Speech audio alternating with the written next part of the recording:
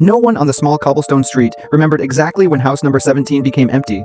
It simply came into existence that way, silent, with its windows always closed and its paint peeling like old skin.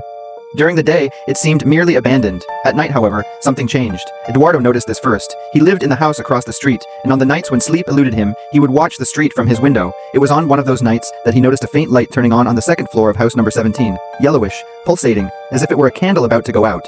At first, he thought someone had broken in, but something was wrong. The light was never accompanied by sound. No footsteps, no doors opening, no sign of life. Even so, every night at the same time it appeared. The curiosity grew slowly, turning into unease, until, on a sweltering Sunday night, Eduardo decided to cross the street. The gate was unlocked. The garden was a tangle of dead plants, creaking under his footsteps. The front door gave way with a light push, revealing a dusty interior, except for a trail on the floor, as if something or someone passed by frequently.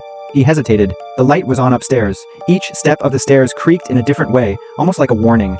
The air grew colder as he climbed, heavy, difficult to breathe. When he reached the top, he found the hallway plunged in darkness, except for a half-open door at the end. The light came from there. Eduardo approached slowly, his heart pounding too loudly for the silence around him. He pushed the door open. The room was empty. In the center, a wooden chair. On it, a lit candle. The flame flickered, but there was no wind. He took a step forward, and the door behind him slammed shut with a dry crack. The air changed instantly. It became thick, suffocating.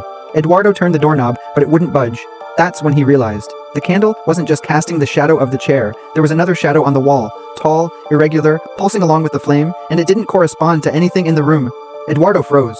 The shadow slowly lengthened as if rising. An outline of too many arms, a head tilted at an impossible angle. And then, without any sound, it began to approach. Not along the floor, but along the wall itself. The candle flame intensified, and the shadow touched the ceiling.